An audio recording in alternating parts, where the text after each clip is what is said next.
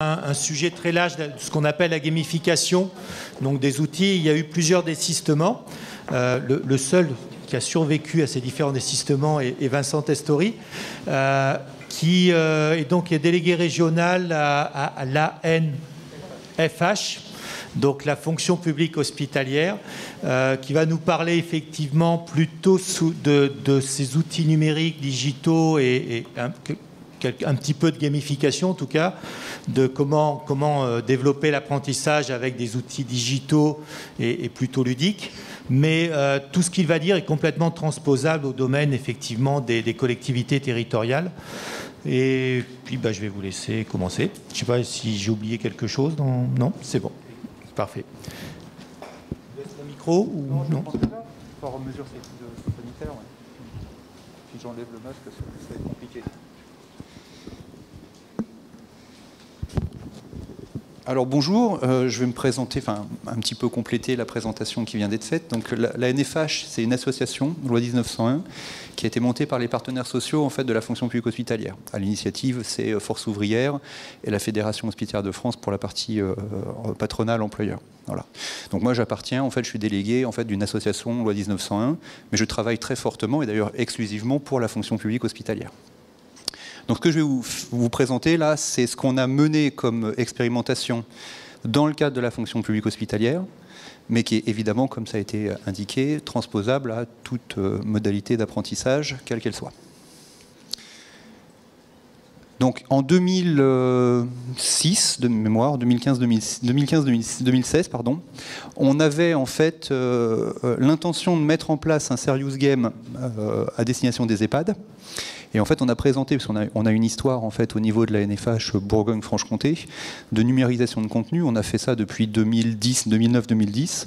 On a commencé par de la FOAD, formation ouverte à distance, sur l'hygiène des mains. Donc on a fait des petites vidéos avec un peu de choses ludiques aussi, en plus des vidéos, dans des contenus qui ont été construits avec le CAFOC, donc le rectorat de Dijon.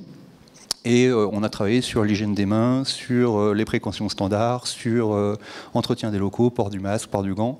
Et on a construit 7-8 modules qui ont été réactivés là, avec le Covid, puisqu'en fait on les maintient à flot. Et puis le ministère de la Santé nous les a demandés en fait, pour pouvoir donner accès rapidement à des contenus de formation à des agents qui n'avaient pas reçu la formation. Donc on a cette histoire-là. Et on arrive en 2015-2016 où on se dit, tiens, ça serait bien d'expérimenter un serious game en santé. Donc on a choisi EHPAD Panique. Pourquoi? Parce que c'était un jeu qui était issu d'un consortium avec le CHU de Nice. Donc on avait en fait la légitimité scientifique, le contenu non contestable d'un médecin qui avait participé à la rédaction du contenu et qui développait avec le développeur Curapi donc ce contenu. Alors, c'est pas un contenu de formation extrêmement dense, c'est pas très compliqué. Il y a 18 scénarios dans le jeu, mais l'intention n'était pas tant de former massivement des gens que de comprendre quelles étaient les conditions de mise en œuvre d'une solution numérique. Et c'est plus là-dessus qu'on a, nous, travaillé. Alors, ça va sans dire, mais ça va mieux en le disant. Il faut, au préalable, s'enquérir du niveau de compétences et de connaissances en informatique des agents qui sont formés. Vous l'avez dit toute la journée, je ne vais pas être redondant sur le sujet, mais c'est évidemment un préalable. Si vous dites à quelqu'un qui ne sait pas servir d'informatique, ouvrez la fenêtre, il est fort à parier qu'il va se lever et va ouvrir la fenêtre. Valider la compatibilité du module numérique avec la version de surface d'exploitation des utilisateurs, c'est hyper important parce que nous, on ne l'avait pas fait. Et on s'est rendu compte en fait que le jeu était développé sous Windows 8 alors que les établissements publics de santé n'avaient pas Windows 8. Donc du coup, pas compatible. Et pourtant, c'est dommage, on l'avait déjà acheté. Donc il faut effectivement veiller à valider la compatibilité du module. Comment on a passé en fait le problème? En fait, on a demandé aux développeurs de refaire un script sur la version précédente. Et du coup, on a déployé une version spécifique pour nous, puisqu'en fait, elle n'était développée que pour nous. Déterminer les conditions de mise en œuvre, évidemment. Alors il y a un sujet un peu sensible, je vous l'ai mis, pas de consensus paritaire. En dehors du temps de travail, on oublie. C'est pas acceptable et pas accepté au niveau des instances paritaires. Et puis c'est encore pas calé, on l'a dit tout à l'heure, le droit à la déconnexion, le RGPD, enfin il y a plein de sujets qui vont arriver avec ce genre de questionnement. Donc nous on est resté sur le poste de travail ou sur des salles dédiées à la formation. C'était beaucoup plus clair. Là aussi, vous l'avez dit, vous l'avez redit, c'est hyper important, c'est même le premier point, on commence de là. Le sens précède l'action. S'il n'y a pas de sens à faire de la formation, vous n'aurez pas d'action de la part des bénéficiaires. Et d'autant plus s'ils sont sur de la formation numérique, puisqu'en fait, on va aller les chercher, ils deviennent acteurs de la formation. Ils ne sont plus passifs, ils sont actifs. Donc évidemment, il faut qu'ils aient du sens à l'action. Alors moi, je suis du privé, je viens, en fait, toute ma vie professionnelle, ça fait 20 ans que je travaille dans la formation professionnelle, a été faite beaucoup dans le privé. Je suis depuis 2011 à la NFH. Moi, ce que j'ai vu tout de suite quand je suis arrivé à la NFH, c'est qu'on remplace assez aisément des gens par d'autres personnes dès lors que la personne est en incapacité d'aller en formation. Mais en réalité, ce que ça provoque, c'est qu'on a des gens qui ont une perte de sens totale. On ne peut pas remplacer Madame Martin par Madame Jean uniquement parce qu'il y a une place qui est réservée dans un groupe ou dans une action de formation et donc on peut interchanger les bénéficiaires. Ça ne marche pas parce qu'en fait l'individu est singulier et donc du fait il va avoir des connaissances de base qui vont être différentes de son voisin et des appétences qui vont être évidemment peut-être pas partagées. Donc il faut évidemment travailler sur l'individu et on ne le remplace pas à la dernière minute. Parce que moi, quand je fais le tour de table de formation qu'on met en place et qu'on finance, ben on a des gens qui nous disent « Moi, j'ai pas d'attente particulière de la formation, on m'a demandé de venir, je suis venu. » Et quand je lui dis « Mais vous avez quand même vu le programme ?» Ça ne m'a pas été envoyé. Donc c'est vraiment un sujet et c'est le sens à l'action, la pièce maîtresse en fait de la numérisation. Deuxième sujet, on ne décrète pas, il n'y a pas de dogme à faire de la formation numérique à la place de la formation présentielle. Il y a des thématiques qui s'y prêtent très bien et des thématiques qui ne s'y prêtent pas du tout. Donc il faut vraiment juger, est-ce que cette modalité d'apprentissage numérique apporte quelque chose par rapport à du présentiel ou pas du tout. Et il ne faut pas considérer qu'on va pouvoir prendre un PowerPoint sur du présentiel de 7 heures, qu'on va convertir en numérique pour qu'ils apprennent pendant 7 heures face à un écran. C'est impossible. On est sur des formats courts, il faut repenser complètement les contenus de formation et les séquençages pédagogiques. Donc ça veut dire qu'en fait l'outil est conçu pour du numérique. C'est pas où on transpose. Alors ça c'est un sujet hyper important parce que c'est la pierre angulaire en fait de la réforme de la formation. 2018, le législateur dit on arrête d'acheter de la formation, on achète de la compétence. Sauf que la compétence, elle est situationnelle. Donc en fait, vous n'achetez pas de compétences quand vous allez en formation. Vous achetez des savoirs, différents savoirs, savoir-faire, savoir-être, mais vous n'achetez pas de compétences. La compétence, elle va s'exprimer dans un contexte de travail. De fait, ça veut dire que vous pouvez avoir des compétences et ne pas être compétent. Si moi je suis comptable et qu'on me demande d'être commercial, j'ai des compétences de comptable, mais je ne serai pas compétent pour être commercial. Voilà. Donc il faut remettre les choses toujours en situation de travail. Ce qui me fait amener à parler du cercle de Deming. Donc c'est la version anglaise, mais la version française elle est très simple. Je ne sais pas si vous connaissez ce cercle, il est assez intéressant intellectuellement.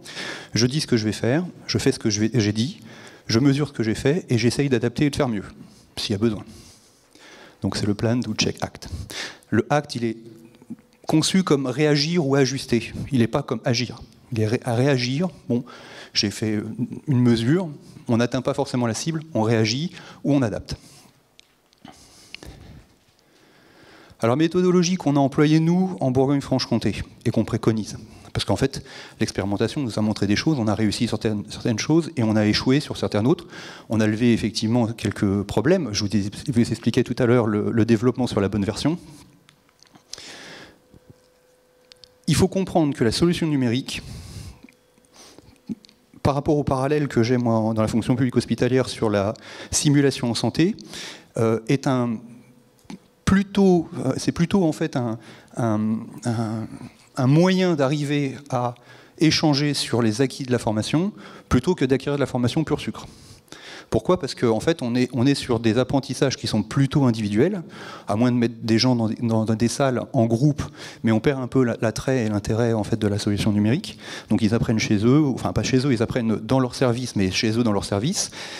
Et du coup, on ne peut pas savoir, préjuger en fait, de ce qu'ils ont réellement appris, à part d'avoir du data dans la solution numérique.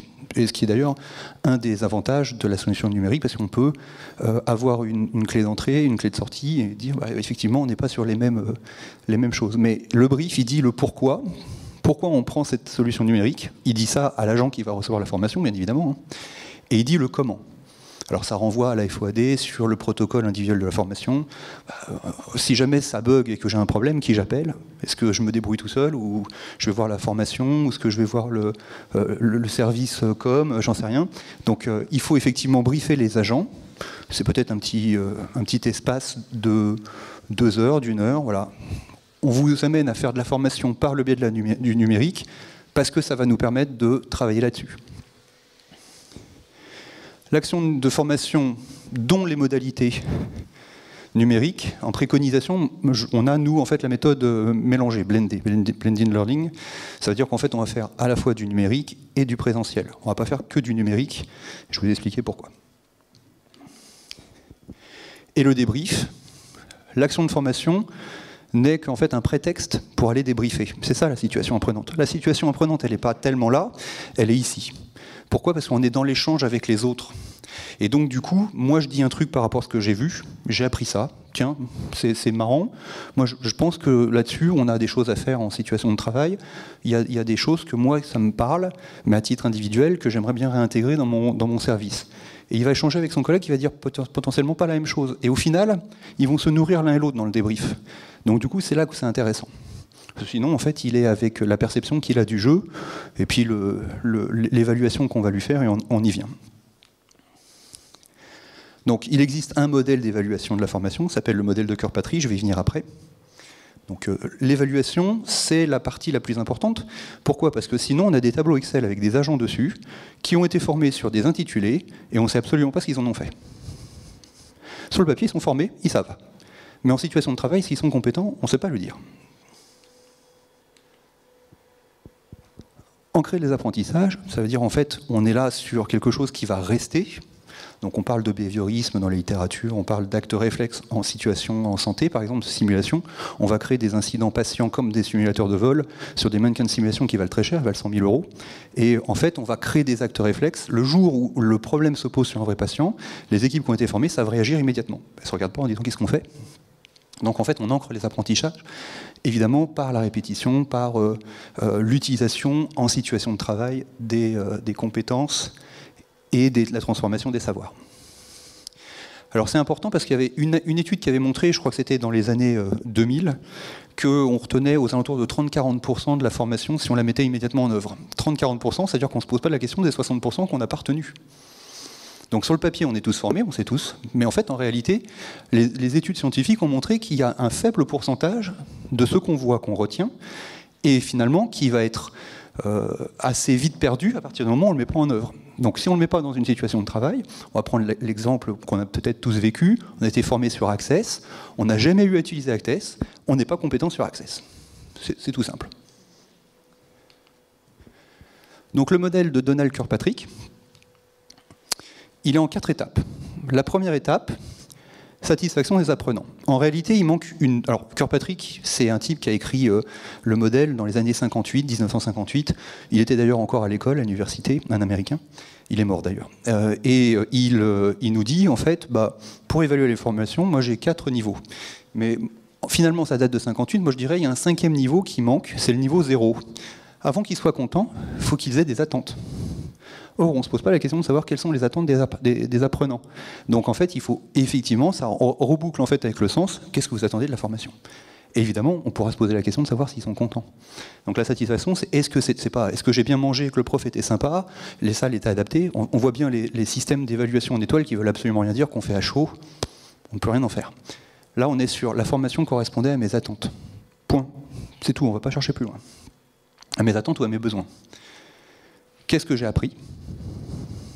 Ça, c'est le deuxième point de Kirkpatrick, le deuxième niveau, c'est les apprentissages. J'ai vu une formation qui répond à mes besoins, et j'ai appris quoi dans cette formation? Le niveau le plus important, c'est la zone de transfert. Niveau 3 de Kirkpatrick, ça veut dire que c'est à cet endroit-là que je vais traduire l'ensemble des savoirs et des savoir-faire que j'ai appris durant la formation en compétences situationnelles. Donc je peux me projeter, je peux dire... Moi, de ce que j'ai appris, je vois que dans mon changement de pratique, je peux faire ça, ça et ça. Sauf qu'en réalité, on voit bien dans la fonction publique, c'est mon observation de l'extérieur, c'est que si on forme 3 personnes sur un groupe de 10, on a un principe de conformité au groupe. Moi, quand je suis arrivé dans la fonction publique, j'ai dit pourquoi on fait ça? On a toujours fait comme ça. Et après, derrière, les gens qui sont en opposition, qui arrivent et qui sont formés par les anciens, finissent par, eux, être des formateurs dans le modèle en fait, qui leur avait été présenté et non pas dans le modèle qu'ils défendent. On a bien un principe de conformité au groupe. Donc, effectivement, c'est dans la zone de transfert qu'on va aller regarder ça, parce que si on en a formé 3 et qu'il y en a 10 qui luttent, je prends un exemple parlant, hein, le chariot de soins. On a une infirmière qu'on envoie pour dire, bah voilà, le potassium à côté de l'adrénaline, c'est pas top, parce que en fait, ça a des effets complètement inverses sur le cœur si on est obligé de faire une réa cardiaque. Donc on va pas les mettre côte à côte, on risque de mélanger les flacons. Donc du coup, on les met un petit peu à part. On est sur la sécurité des soins, on est sur la délivrance du médicament, il y a plein de formations qui traitent de ça. L'infirmière va revenir, elle ne savait pas qu'elle n'était pas compétente, maintenant elle sait qu'elle est compétente, donc elle a quand même une transformation, parce que le fait de ne pas savoir qu'on ne sait pas, c'est autre chose que savoir qu'on sait. Et donc, elle arrive et puis elle dit, bah, tiens, je vais remettre le chariot de soins en place. Et le problème, c'est qu'elle part en week-end, elle revient, le chariot de soins, il a été remis comme il était avant. Et en fait, ces 10 collègues qui n'ont pas été en formation, je vais expliquer qu'on a toujours fait comme ça, et qu'en fait, on ne va pas retrouver nos trucs si tu touches à notre chariot de soins, donc en fait, il ne faut pas y toucher. Et donc, en fait, là, si on fait ça, la formation devient en fait une usine à frustration. J'ai été formé, je sais que je suis maintenant en capacité de mettre en œuvre, le problème, c'est que les autres ne m'y autorisent pas.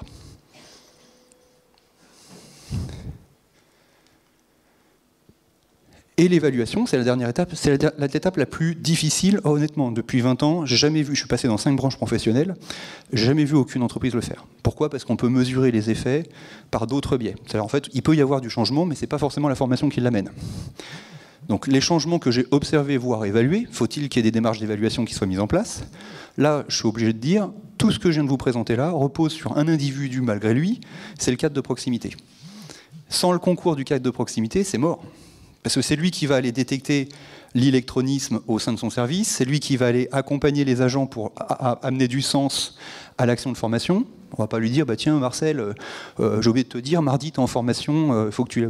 qu'est-ce que tu veux que j'y fasse? Bah, on m'a dit de t'envoyer, je t'envoie. Ça ne marchera pas comme ça. Donc c'est le cadre de proximité, et c'est le cadre de proximité qui va pouvoir évaluer aussi au quotidien. D'ailleurs, il y a des choses qui ont bougé un peu là-dessus. On est passé de la notation à l'entretien individuel. Enfin, voilà, je ne vais pas vous faire tout le laïus là-dessus, mais il y a des choses qui sont en train de bouger justement pour qu'on évalue les agents sur ce qu'ils font dans le quotidien. Donc, comme je disais tout à l'heure, la répétition permet l'acquisition des savoirs. Vous allez voir un truc une seule fois, ça sera moins probant en termes d'ancrage des apprentissages que de le voir plusieurs fois. C'est l'intérêt en fait de la solution numérique. La solution numérique, on y vient plusieurs fois. Je me suis connecté 20 minutes, bon, ça m'a intéressé, puis finalement j'ai envie de le rejouer parce que peut-être les scénarios sont différents et qu'à chaque fois que je joue, dans le Serious Game c'était ce qui s'était passé d'ailleurs, il y avait 18 cas, mais en fait on ne voyait pas les 18 cas en une fois, on était obligé de faire 3 ou 4 passages pour pouvoir voir les 18 cas, donc du coup les gens revenaient. Et comme ils voyaient potentiellement le même cas 2 fois, la répétition, ça permet en fait d'ancrer les apprentissages. Ça c'est un truc que je vois à l'hôpital, on ne suit pas le turnover.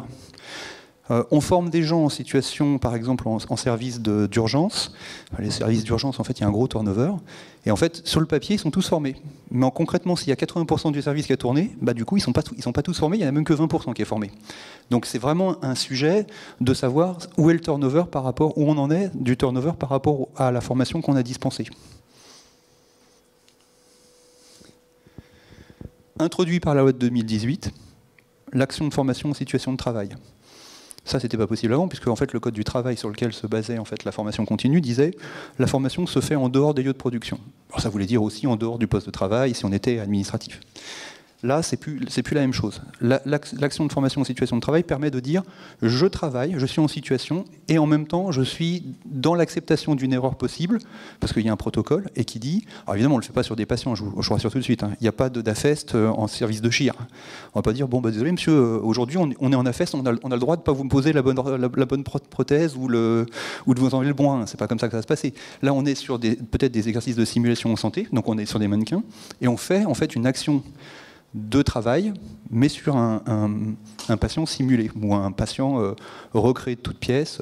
Ce qu'il faut savoir, c'est que les simulateurs de santé, on peut faire des intraveineuses, on peut faire du scope. En fait, on a des monitorings, on peut dire on a des saturations en oxygène, il est en train de défibriller, et on peut le déchoquer pour de vrai avec la petite valise. Ce qui est d'ailleurs en fait surprenant, c'est de voir les soignants qui n'ont jamais choqué quelqu'un, en fait se dire super, super, on a chopé quelqu'un. Donc la FEST, une des modalités d'évaluation, une nouvelle, elle est introduite par la loi, mais c'est pas que la seule, hein, on peut en avoir d'autres. L'échelle de Denis Likert, là on est plutôt sur les savoir-être. À l'hôpital, c'est l'annonce de la mort d'un patient. Je vais voir la famille, écoutez, c'est ballot, on a essayé de le sauver, on n'a pas pu. C'est sûr qu'il faut avoir un savoir-être par rapport à l'annonce, et évidemment, on va pouvoir le tracer en termes d'évaluation sur cette échelle-là, qui est en fait un jeu de questions. Est-ce que vous avez plutôt l'impression, par rapport à la formation que vous avez eue, que l'annonce est plus facile, plutôt d'accord, plutôt pas d'accord, et s'ils sont 20 ou 30 à le dire, on a envie de croire que la formation a produit des effets.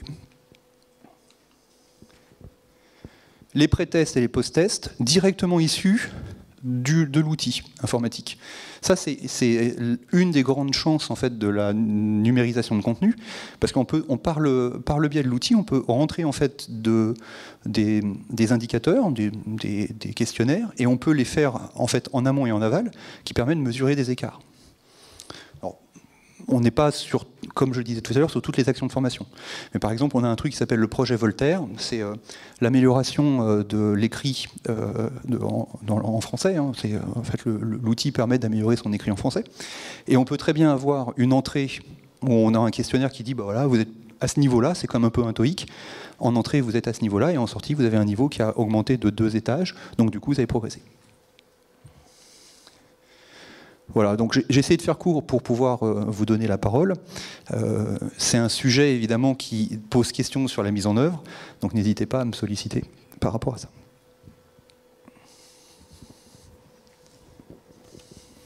Merci. Pas de questions. Pas de questions, j'étais trop clair. Bon, je la refais.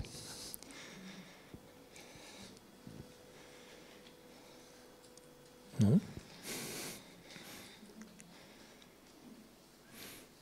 Oui. Non.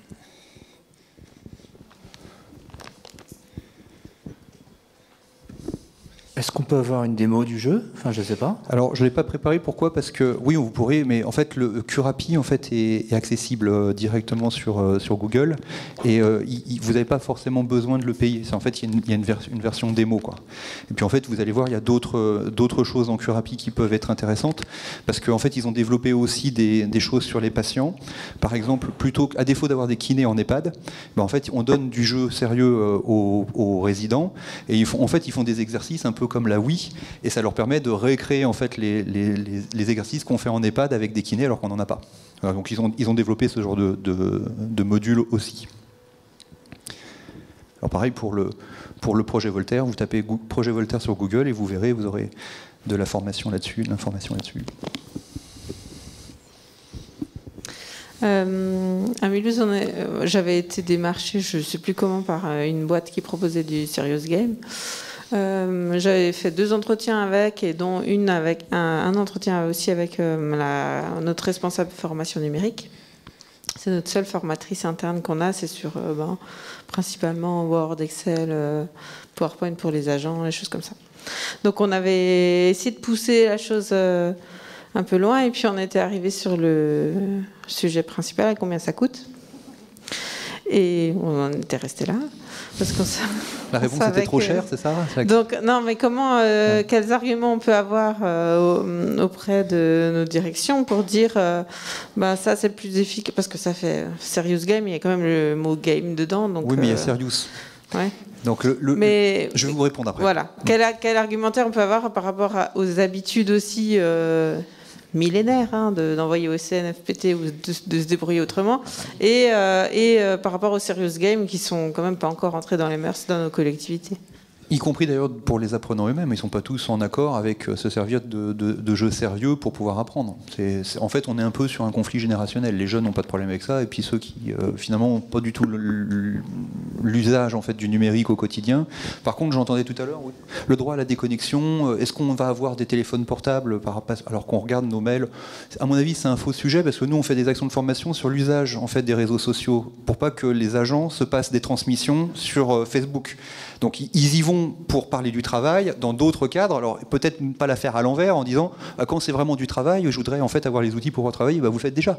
Vous allez déjà sur les réseaux sociaux pour parler des patients, vous faites des photos, vous les mettez en ligne. Honnêtement, ça se fait pas. Donc c'est pas vraiment un sujet. Pour les arguments pour convaincre la direction. La première chose, c'est l'intention qu'elle se donne. Alors, je rappelle que la modalité numérique n'est pas en fait une sorte de Gilles de la Tourette. À mon sens, mais c'est bien sûr, on va faire du numérique. On fait du numérique parce qu'on trouve cette modalité particulièrement intéressante parce que. Et c'est à réfléchir en amont. Donc, vous allez amener vous-même en fait la réflexion. Première réflexion, c'est on ne déplace pas les agents, donc du coup, ça nous coûte moins cher en frais de déplacement. Première chose. Voilà. Quand on a 10 groupes de 10 personnes à former, et que finalement la formation se ferait peut-être, parce que moi je suis dans un territoire où il y a de la ruralité, quand vous êtes à Digoin, honnêtement vous avez déjà une difficulté d'accès au numérique, on va se dire les choses, parce qu'en fait il y a quand même des coins un peu ravitaillés par les corbeaux sur le numérique, alors qu'à côté de ça on a Donzy qui est en fait la fibre qui passe, tout simplement parce qu'en fait ils ont une entreprise qui avait négocié pour avoir en fait la fibre et qui se trouve derrière le village, donc en fait ça passe au milieu du village et donc l'EHPAD a la fibre, donc c'est très variable. Donc il y a effectivement les préalables, c'est est-ce qu'on a en fait un outil numérique qui permet d'y répondre? Sinon, on répond à la question, on ne fera pas de numérique chez nous, parce qu'en fait, on n'a pas de connexion, le réseau est hyper faible, c'est limite si on n'est pas encore sur du 56K, quoi. Et donc, ça va évidemment beaucoup ralentir la solution. La deuxième chose, c'est, donc on fait des économies de déplacement, on crée finalement des modules de formation qui sont un peu innovants. C'est-à-dire, en fait, peut-être que les agents n'ont pas en fait, d'avoir le modèle standard, scolaire, un peu comme on retourne à l'école. C'est d'autant plus vrai sur les agents de catégorie C qui n'ont pas du tout envie d'avoir le prof en face d'eux qui leur explique avec des tableaux Word, enfin, PowerPoint et compagnie. Enfin, ça ne les intéresse pas du tout. Alors, il y a un côté un peu ludique, voilà, de manipulation. Ce qu'on a, nous, observé, qui était assez plaisant, mais qu'on n'attendait pas, c'est que parce qu'on leur montrait comment se servir mieux en fait, des solutions numériques, ils étaient très contents de le montrer à leurs enfants. Et donc du coup, ils avaient cette fierté-là en sortie de formation, alors non pas potentiellement d'avoir appris beaucoup de choses par la solution, mais au moins en tout cas de montrer aux enfants que maintenant, ça y est, je me suis mis au numérique, regarde, maintenant je sais ouvrir une fenêtre, je sais machin, donc ça peut être assez intéressant de ce point de vue-là. Et puis, la partie en fait la plus importante, c'est le brief et le débrief. C'est ça qui va amener des choses. Si vous n'en faites pas, ce qui va se passer, c'est que vous allez acheter du login par agent. Alors plus vous allez en acheter, moins ça coûte. Parce qu'en fait, c'est vendu, c'est dégressif. Hein. Vous en achetez 10, ça coûte tant. Vous en achetez 5000, vous allez avoir un coût différent. C'est peut-être qu'il faut travailler en meute. Nous, on essaye de faire travailler les établissements entre eux sur des GCSMS, des groupements sanitaires de coopération médicale, ou dans le cadre des GHT, des groupements hospitaliers de territoire, puisqu'en fait, l'acheteur, c'est l'hôpital, support, en général un CHU, et qui va acheter pour les autres. Et donc, du coup, il fait profiter les petits établissements qui sont rattachés dans le groupement hospitalier de territoire, et bien, en fait, à la démarche d'achat pour pouvoir avoir cette force de négociation, de dire, moi, j'achète pour moi. Bon, le Chute Dijon, par exemple, c'est 5600 agents, donc évidemment, ça peut faire un peu plus de monde. Et en même temps, pour les établissements en fait, autour de moi dans le groupement hospitalier de territoire, finalement, ça me fait acheter 10 000 comptes qui sont redistribués. Moi, ce que j'ai négocié avec Curapi au départ, c'est une chose à faire, c'est que si l'agent ne se connecte pas, on reprend le compte. Il n'est pas attribué ad vitam aeternam. Sinon, vous allez acheter des comptes que vous allez distribuer qui ne seront jamais utilisés. Et on sait, c'est ça le rétexte, le retour d'expérience que je peux vous faire, si vous donnez des comptes utilisateurs à des gens qui ne sont pas du tout suivis sur le brief et le débrief, ils ne se connecteront pas du tout. On va avoir une utilisation de 15%, peut-être un peu moins, de gens qui vont y aller uniquement parce qu'ils sont un peu interloqués. Tiens, ah ouais, du Serious Game, qu'est-ce que c'est? J'ai jamais vu, je vais voir. Mais en fait, ils n'ont pas du tout en fait, d'appétence pour la formation avec le contenu qu'il y a dedans. Alors que si on fait le brief, c'est vous allez jouer, ça s'appelle jeu sérieux, mais pourquoi c'est jeu sérieux? Parce qu'en fait, il faut en rembobiner, mais là, vous n'allez pas expliquer ça à vos directions, mais il faut un peu rembobiner le film.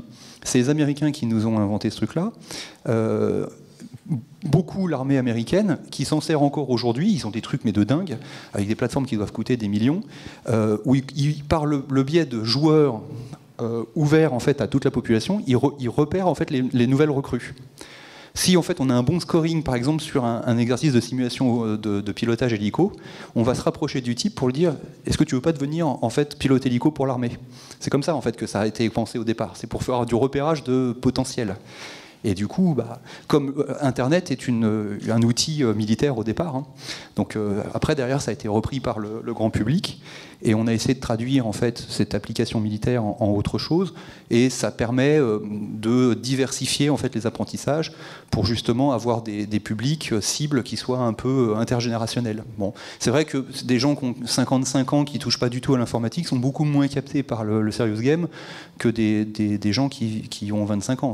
Enfin, nous on l'a vu dans les groupes. Hein, d'ailleurs, ils se fédèrent. C'est tous les jeunes d'un côté, tous les moins jeunes de l'autre. Et puis, mais par contre, il y a un effet sympa, notamment sur le brief et le débrief, c'est que les jeunes viennent chercher en fait les moins jeunes, disant mais attends, c'est pas grave, attends, je vais te montrer, regarde. Et puis voilà, il se passe des choses, quoi. Donc c'est assez intéressant par rapport à ça.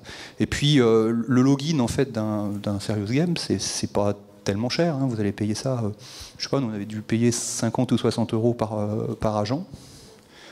Donc c'était pas 50 euros, c'est rien. Enfin, quand vous regardez ce que vous remboursez en transport pour une action de formation sur une journée, c'est rien.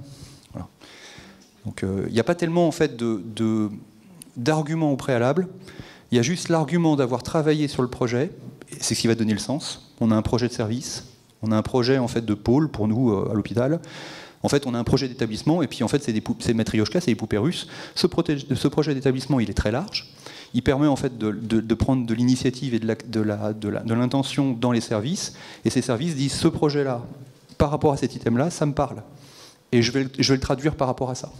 Par exemple, on va travailler sur les infections nosocomiales. Ça, c'est le projet d'établissement. Et puis, en fait, on va avoir un service qui dit moi, les infections nosocomiales, ça va être telle action de formation. Et en fait, le groupe qui va avoir décidé que l'action de formation, c'est celle-là, en fait, il va dire et en plus, on pourrait avoir du numérique. En plus, c'est pas, on pourrait faire que du numérique. On pourrait avoir un peu de numérique. Je vais prendre un exemple que j'ai défendu il n'y a pas très longtemps. On a des formations qui s'appellent AFGSU à l'hôpital. Tout agent hospitalier qui se déplace dans l'hôpital est censé être formé tous les 4 ans. En réalité, ce n'est pas le cas, puisqu'on le sait très bien. Il faudrait en fait avoir des vagues. Vous imaginez, je disais tout à l'heure, 5600 agents dans un CHU, tous les 4 ans, former 5600 agents. Impossible.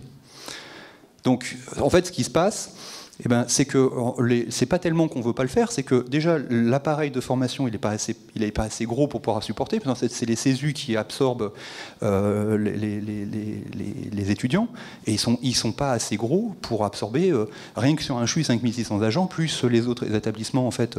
Moi j'ai 60 000 agents sur Bourgogne-Franche-Comté, donc il faudrait former 60 000 agents tous les 4 ans. Vous imaginez le volume. Donc on n'a pas l'appareil de formation pour le faire. Mais ce qu'on pourrait penser, c'est de numériser une partie des apprentissages, notamment les apprentissages didactiques, où on est en fait devant un écran à apprendre des choses bêtes et méchantes. Hein. C'est comme un juriste qui apprendrait le code du travail et derrière, on va profiter du présentiel pour pouvoir aller chercher en fait ce qu'on a retenu et ce qu'on va mettre en œuvre. C'est ça qui serait intéressant. Donc du coup, on gagne du temps parce qu'en fait, c'est plus 2 jours, mais c'est plus qu'une seule journée. Et en plus, sur la répétition par rapport aux apprentissages, c'est intéressant parce que si je dois apprendre par cœur, à un moment donné, on est censé apprendre par cœur certaines choses. Par exemple, si on fait un RCP, une réanimation cardio-pulmonaire, le geste, il est tout bête, mais il faut l'apprendre. Et puis le rythme, et puis la façon dont on insuffle, quoique maintenant on ne dit plus qu'il faut trop insuffler. Du coup, en fait, ça, on peut l'apprendre en numérique. Et on peut l'exercer pour de vrai sur un mannequin de simulation quand on vient en présentiel. C'est ça qui est intéressant. Le fait de mixer permet en fait de faire des choses qu'on ne faisait pas précédemment. Parce qu'on n'avait pas le temps, on faisait du didactique. 7 heures d'affilée devant un PowerPoint, alors voilà ce que dit la loi, alors ce que disent les recommandations HAS, alors voilà, maintenant. Puis les gens qui notaient avec le petit bout de langue sur le côté. Ah, j'ai pas retenu, attendez, bougez pas, revenez sur la diapo. Alors que là, ils sont à leur rythme. Ils sont devant leur écran. Ça va trop vite, ils font un retour en arrière. Ils n'ont pas plus de 20 minutes à accorder. Ils font un break et ils reviennent en fait par rapport à la solution numérique sur ce qu'ils avaient lâché. Parce qu'en fait, l'outil lui permet de dire vous étiez arrêté là, donc vous allez reprendre, vous étiez arrêté. Vous n'avez pas besoin de vous retaper la totalité de l'apprentissage. Donc les solutions numériques permettent en fait d'offrir des choses qui sont plus souples dans la mise en œuvre. C'est d'autant plus vrai dans le Covid, puisqu'en fait aujourd'hui, les organismes de formation avec les risques sanitaires ne sont pas trop friands de se déplacer en région. Moi j'ai plein d'annulations sur le plan de formation.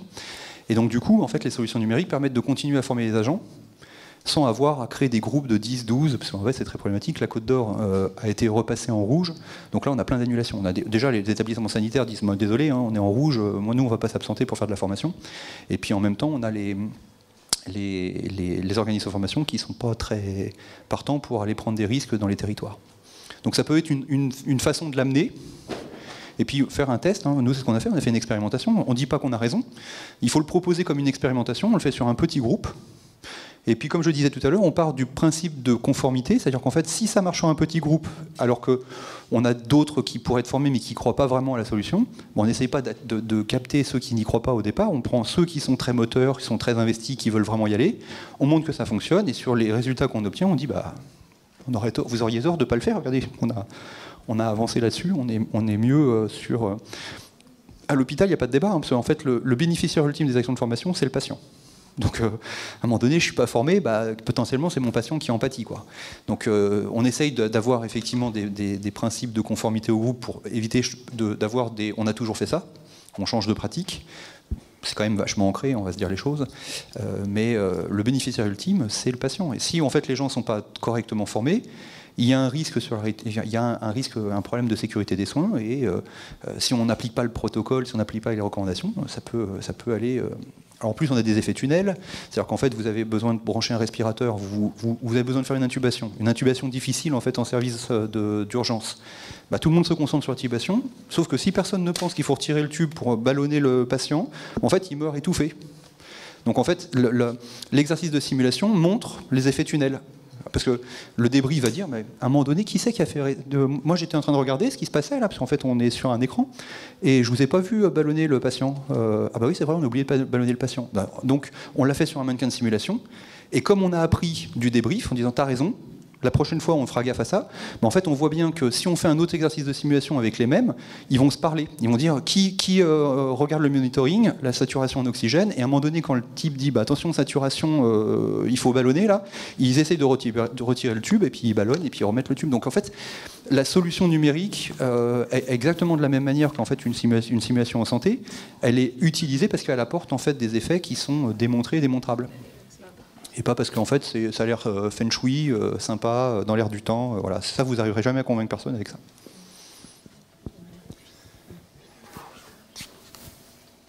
Oui. J'ai pas vu la... C'est le monsieur qui est devant là. Merci.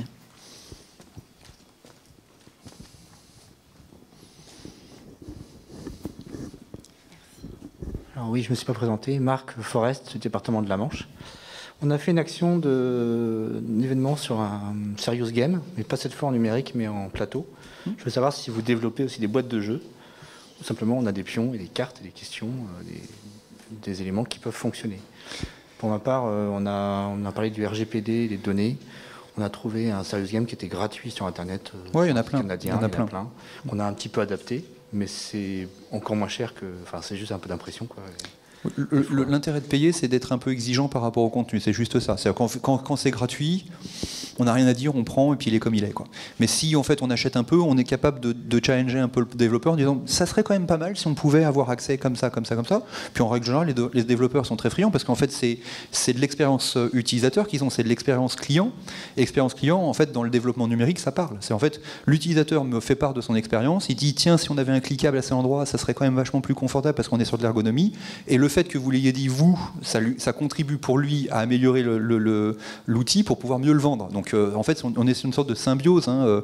Moi, je suis utilisateur, je vous dis par rapport à une solution, ce qui serait plus intéressant en tant qu'utilisateur, moi, d'avoir en termes de solution, et finalement, le type qui répond et qui finalement aura des arguments de vente en disant, regardez, c'est vachement simple, tiens, on a prévu justement... Parce que quand il va essayer de le vendre en fait à un autre utilisateur, sans doute que la question va se poser. C'est, mais oui, mais alors là, par rapport à l'écran que vous me montrez, à quel moment je peux... Ah oui, c'est vrai, on n'y avait pas pensé. C'est quand même ballot. Alors que si en fait il se nourrit de l'expérience utilisateur, il va le développer, il va dire oui, on y a pensé parce qu'on a déjà eu des retours sur le sujet, on est déjà un petit peu en amont et on devance un peu les questions, quoi.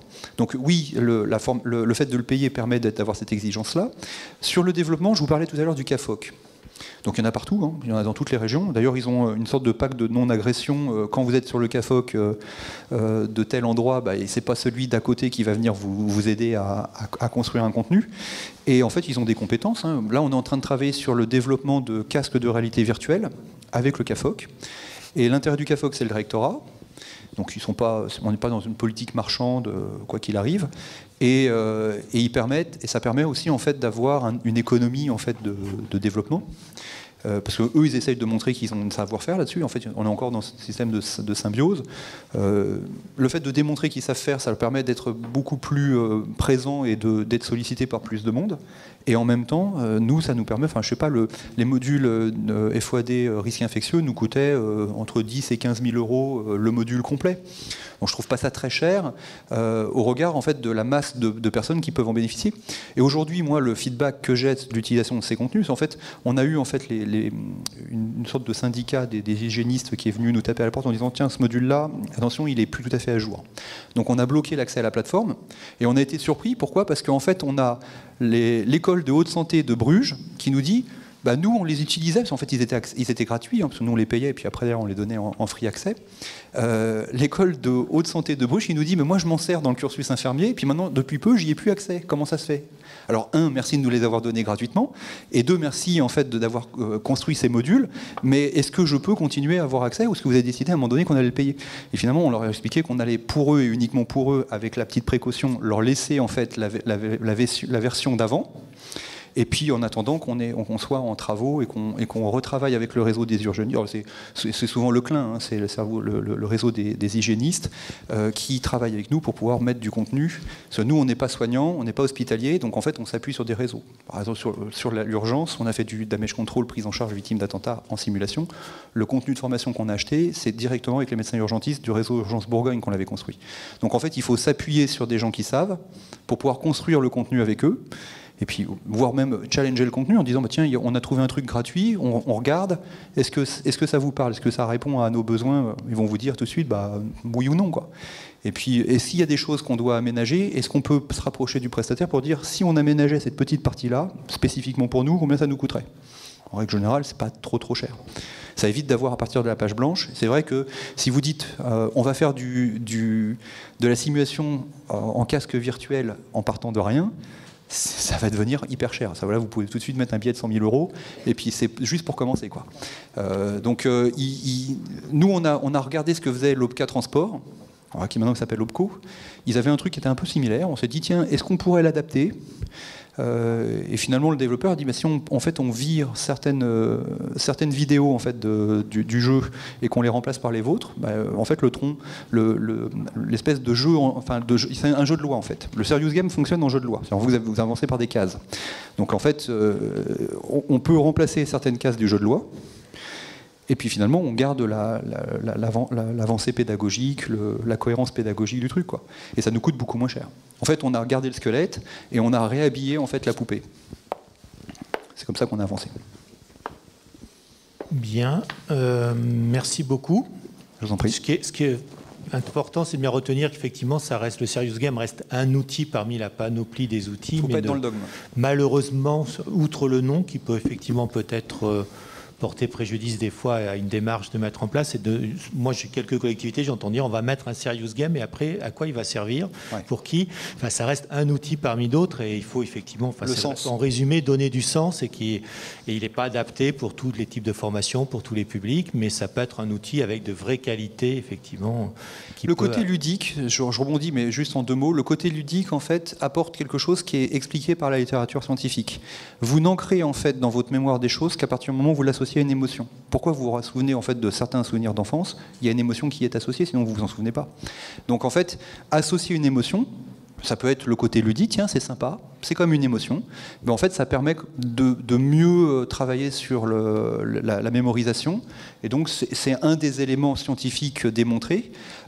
C'est pour ça qu'on dit jeu sérieux. On joue parce qu'il y a le côté ludique, mais c'est sérieux parce qu'on apprend des choses sans même s'en rendre compte. En fait, le côté ludique prend le pas sur les apprentissages, mais malgré tout, il y a du contenu, et ce contenu, en fait, il est retenu parce que c'est la partie ludique qui prime, et c'est vachement sympa d'apprendre en s'amusant, quoi. C'est presque un slogan, je crois c'est Ravensburger qui disait « apprendre en s'amusant ». Donc c'est démontré scientifiquement. On apprend mieux quand, en fait, on ne s'est pas emmerdé en apprentissage. À l'école, il y a des gens qui sont en échec scolaire pour la simple et bonne raison que ça les emmerde profondément d'être assis devant le tableau noir et d'avoir le prof qui parle. Alors qu'on pourrait très bien les récupérer si on modifiait en fait simplement la modalité d'apprentissage. Merci beaucoup, Vincent Testori. J'espère que vous ne vous êtes pas ennuyé, la journée a été chargée. Le mot de la fin à Yves. Ah non, mais le mot de la fin, il vient d'être dit, hein, parce que moi, j'avoue que je viens de découvrir qu'à l'âge de 55 ans, je sais pourquoi je n'ai pas été très attentif. Je devais m'ennuyer un peu, alors, finalement. Merci, en tout cas, c'est tardif. Bon, c'est un peu tard, hein, mais ça fait plaisir d'entendre ça. Et puis, je suis en train de me dire qu'on va bientôt faire un séminaire. Ça doit vous arriver aussi, vous occupez des séminaires ou des moments, des rassemblements. Le nôtre, en tout cas, à Capcom, il est dans très peu de temps. On va s'occuper de ce sujet. Et je vais aller vous voir pour vous soumettre mon projet. Voilà, merci beaucoup pour cette intervention. Je ne vais pas vous remercier pendant 2 heures. J'ai dit beaucoup de choses ce matin, mais je les pense sincèrement. Et surtout, je suis très content de la façon dont s'est déroulée la journée. Et là, je dois vous remercier, parce que là, je ne pouvais pas le dire d'avance. Mais je dois vous remercier, parce que vous avez parfaitement respecté les consignes. On a fait plein de photos. Et vous savez pourquoi? Parce qu'on va s'en servir, nous, pour savoir si on est capable de recommencer. On doit s'en servir pour pouvoir aller vers des gens avec qui on travaille, des partenaires, des organisateurs chez qui on va tenir, par exemple, d'autres rencontres et leur montrer, regardez comment ça se passe et vous avez été exemplaires. Et ça nous sera très utile. Merci. Merci en tout cas aussi de votre attention, de votre participation. Je ne sais pas, vous, ça vous a certainement fait plaisir de vous rencontrer, parce que j'avais entendu ça ce matin, il est temps qu'on se revoie. Nous, ça nous a fait très plaisir de vous rencontrer. Mais ce n'est pas le mot de la fin. Moi, j'aimerais appeler sur scène 3 d'entre vous, juste pour dire allez, on se donne 10 minutes, ça vous va 10 minutes? Bon, on se donne 10 minutes et puis on fait un tout petit retour sur la journée. J'aimerais voir avec moi Vanessa Gotti, qui est responsable comme interne à la ville de Chatou. J'aimerais avec moi aussi sur scène Didier Rigaud, Didier est déjà là, qui est maître de conférence à l'Université de Bordeaux, et puis Cécile Starros, qui est du département du Finistère. Voilà, je vous propose la chose suivante. On va faire un truc tout simple. Bon, ça sera ludique du coup. Je vais lancer un mot. Non, c'est pas vrai. Je vous propose tout simplement de vous passer le micro. Alors, comme on va décontaminer le micro, on va pas faire le micro à droite, à gauche, à droite, à gauche. On va faire dans un sens et puis on va tourner. Et moi, ce que j'aimerais, c'est qu'on puisse avoir tout simplement de votre part, en quelques mots, j'allais dire, si je devais vous demander de me trouver 1, 2, 3 mots ou une impression. On vient d'entendre qu'on se souvient des choses aussi avec les émotions. Peut-être c'est une émotion, mais j'aimerais avoir votre retour sur cette journée, cette seule journée. Hein. On avait fait une journée en visio, une journée en présentiel. Eh bien, quel est votre retour sur cette journée? Qui a le micro en premier? Très bien. On va commencer donc, moi je propose que ce soit Vanessa Gotti, s'il vous plaît.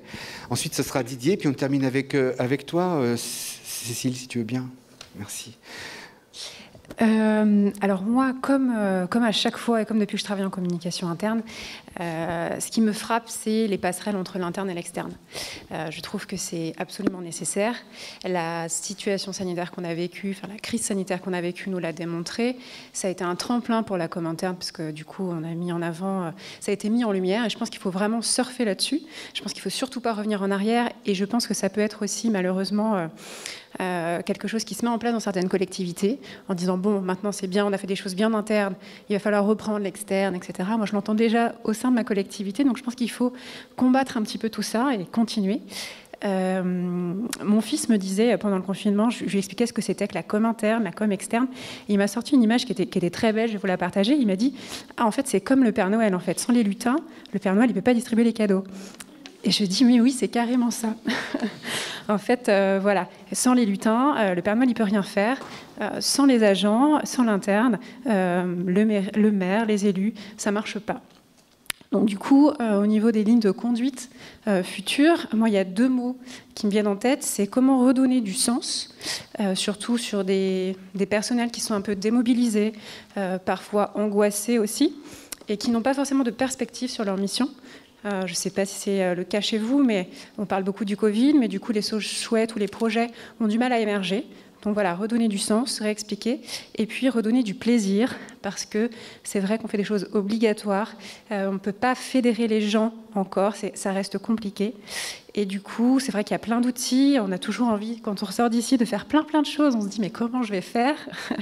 Mais il y a la dématérialisation, le numérique, et puis aussi quand même revenir sur des choses très simples. On l'a vu, le côté humain, on s'est débrouillé, on a fait des merveilles avec rien pendant le confinement, et je pense que le terrain... Enfin, je pense qu'il faut y revenir et je me suis dit au cours de la journée, voilà, il faut que je sois davantage sur le terrain pour mettre en avant ce que tous ces petits lutins font. Voilà. Vanessa Gauthier, je vous remercie. Je vais passer la parole à Didier et puis entre-temps, on va faire la décontamination. Ne vous inquiétez pas, on vient le chercher. Didier, qu'est-ce que tu retiens de cette journée? Alors déjà, ouais, mon fils, il est beaucoup moins poétique que le tien. Il m'avait comparé qu'une burette d'huile, moi.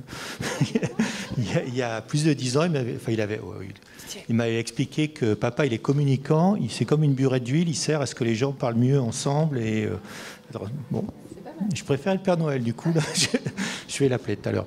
Mais oui, non, moi, c'est l'humain. Enfin, effectivement, j'ai entendu, c'est récurrent. L'humain est toujours derrière tous les propos que j'ai entendus aujourd'hui. On a même de capital humain. J'ai entendu que justement les outils digitaux ne devaient pas remplacer la relation directe et l'humain, ce que vous avez vécu là également dans la période de confinement. Et vous êtes sur l'humain, valoriser les acteurs, les actrices. Enfin, ça, c'est vraiment, mais c'est pas nouveau non plus. C'est vraiment quelque chose de récurrent et qu'on entend peut-être moins. Sur des colloques plus comme externes, entre guillemets, où l'humain est peut-être moins présent. Là, c'est vraiment votre public cible, et c'est toute la difficulté aussi, c'est de travailler sur l'humain, et que l'humain, il n'est pas toujours très beau, il a des qualités, il a des défauts, il y a des jalousies, il y a des tensions, il y a des rapports de force, etc. Mais c'est ce qui fait aussi le charme, il y a aussi de très belles choses dans l'humain. J'ai le droit à 2 mots ou un mot, je ne sais plus. 2 3, oh là, 3. Alors, ça va être ma minute d'obséquiosité. Ne changez pas. C'est mes 15e ou 16e rencontres de la com interne. Oui, alors 13 avec Capcom, mais elles avaient été initiées, il y a eu comme celle de 98 dont je parlais ce matin, mais il y a toujours, j'ai toujours beaucoup de plaisir à participer, et après ma retraite, je demanderai un bonus pour venir y participer quand je serai à la retraite, Non, vous êtes très intéressés, vous êtes vraiment dans le partage, dans tous les ateliers, il y a énormément de questions, mais sans jamais prendre la parole pour uniquement parler de soi. Il y a toujours ce souci de partager l'expérience. À midi, j'ai mangé sur une chaise dans un coin parce que j'avais plein de messages auxquels je devais répondre, et j'entendais un groupe un peu plus loin qui ne se connaissait pas et qui est là tout de suite pour partager, pour échanger. Et je trouve ça toujours très intéressant et très riche dans les rencontres de la com interne. On aurait toujours envie que ça dure plus, et on l'avait ressenti, on en avait parlé avec Yves sur la demi-journée du mois de juin, et on sentait vraiment, et sur la liste de Catcom, on sentait que vous aviez vraiment envie de vous retrouver, d'échanger, etc. Et ça, c'est très présent. C'est-à-dire qu'il y a vraiment ce souci professionnel et d'être vraiment dans le partage de l'expérience, et c'est très riche. Et le troisième mot, ça serait profiter de l'opportunité. C'est un peu délicat, Jean l'a dit ce matin, mais l'opportunité de la Covid pour vraiment très rapidement, c'était les propos surtout de la matinée, mais profiter rapidement pour essayer de conforter cette communication interne. Je rejoins effectivement ce qui a été dit tout à l'heure avec l'externe, de dire que les deux sont indissociables, mais que les deux ont besoin d'être présents, d'être associés, parce que même quand la com interne est rattachée aux directions générales, c'est souvent encore vu comme une fonction de faire vivre des outils, mais pas nécessairement une fonction de conseil stratégique. Donc il y a être attaché, être dans les petits papiers de la direction générale, c'est bien, mais avec un rôle vraiment de conseil en amont stratégique. Alors ça progresse si on remonte 15-20 ans, mais il y a encore beaucoup de choses à faire. Et là, on a une petite fenêtre d'opportunité qu'il ne faudrait pas rater pour effectivement... Bon, c'est pas vraiment des mots, mais il y avait 3 idées. On a bien compris quand même l'ensemble, et puis en plus ça reboucle bien avec le début de cette journée. On reparlait de la période. Je ne vais pas en rajouter, et j'aimerais dire finalement le mot de la fin, c'est pour toi, Cécile Starose. Le mot ou les mots? Les mots de la fin, comme tu le sens, les émotions peut-être. Alors oui, moi, le premier mot que je vais peut-être donner, ce sera plaisir, parce qu'à chaque fois, quand je me retrouve ici avec mes collègues, et il y en a certains que je commence à connaître depuis un petit moment maintenant, je n'ai pas fait 13 rencontres, mais j'en ai fait au moins 4 ou 5, c'est un vrai plaisir, un vrai bonheur de les retrouver, d'échanger en direct, que ce soit la veille, en informel, autour d'un verre, ou dans la journée sur nos problématiques communes. Donc ça, vraiment, à chaque fois, c'est un vrai bonheur, et ça m'avait vraiment beaucoup manqué pendant le confinement, puisque ces rencontres avaient été annulées. Le deuxième mot, ce sera peut-être fondamentaux, parce que quand je reviens ici, après avoir lutté pendant des mois au sein de ma direction pour bien faire comprendre la com interne, ici, les fondamentaux, on nous les redonne et on les retrouve. Ce matin, par exemple, tu nous as parlé, Didier, du fameux triangle de la communication, et c'est vrai que c'est des choses que nous, on explique, mais qu'on a parfois du mal à faire comprendre, et c'est bien ici de voir que tous ces fondamentaux de la com interne, on les partage tous, en tout cas, si on ne les partage pas au départ, au fur et à mesure dans la communauté qu'on crée, on les partage tous et ça fait un lien de travail qui est très important. Et le dernier mot, eh bien, ce sera un mot en 2 parties, ce sera marketing de la communication interne que j'ai entendu ce matin par monsieur Jean Breillat.